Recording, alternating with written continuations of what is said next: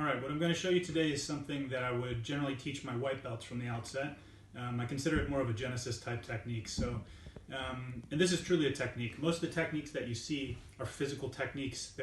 They have a methodology to them. This one's a little bit different. It's more of a concept. And I think that one of the things that happens when we're talking about concepts is, and I've seen this many, many times, of course I'm not pointing any fingers in particular, but I hear instructors say, here's a technique, this is the concept. And what happens is when they say it's the concept, they're in fact just showing the technique. Or for example, an arm bar. The concept is hyperextension. That's not really a concept. That's the physical act, really. Okay, and although it's useful and it's something quite vital to the technique, it's still within the technique. So what I want to do is one thing I want to distinguish what the difference is between a technique and a concept. And the second thing is I want to show you how to use the concept in a way that's actually constructive.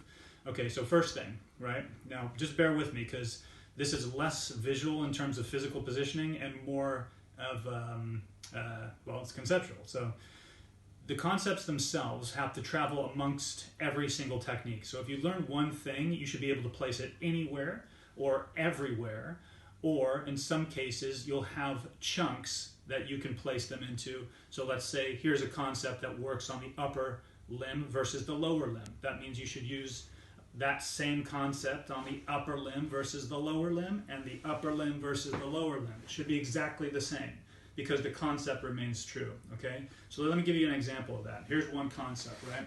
This is something that if you haven't learned it in the beginning, that's okay. You're gonna learn it right now. And certainly you can build this in just by either talking about it, thinking about it, or once we finish the discussion, it should be in there.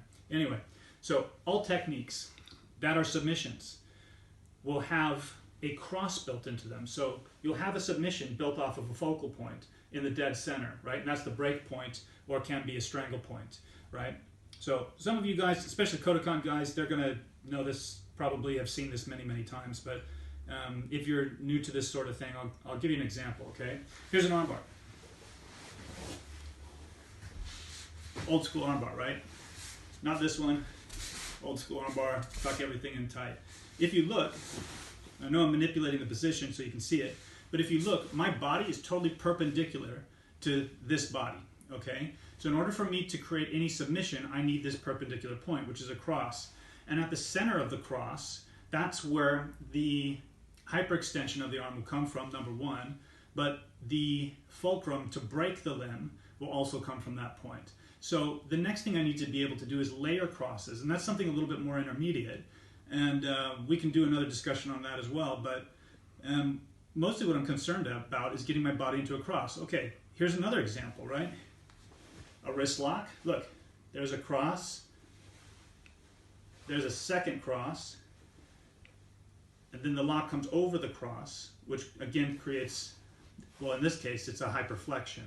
But that's how you would create any submission.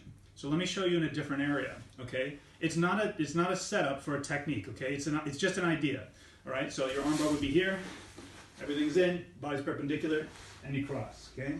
Now watch. This is totally open-ended. Just keep that in mind. There's no controlling or locking mechanism in place here. It's just the focal point, again, the concept that we're working on. Okay, foot lock, watch. You see the crosses? Look, 1, 2, and they're connected in this case, right? That then creates the cross. Now some of you guys are gonna do things like this.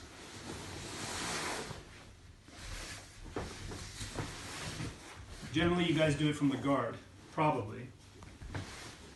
Or at least that's where I see it from the most. You do your choke, right? We've been talking about chokes the last few days. And you do your choke, and you're trying to do your choke, right? And you do this. You open your elbows up. But that's not a cross. And there's a distinct difference between that and 180 degrees, right? So you have a straight line, and you have a 90. The straight line is for rotations. They're for sweeps, or transitions, or exchanges, right? So if I want this guy to not be in a submission, and I want to change my position for whatever reason, I may opt to flare my elbows out so I can change my position. But it doesn't create the submission itself.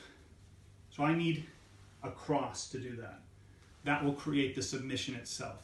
So again, you've seen on the arm, foot example, and for the neck, it's all the same thing, right? So when you're thinking about how to add in something to your jiu-jitsu, mostly you're learning techniques, but this takes eternity because it's involved with memorizing.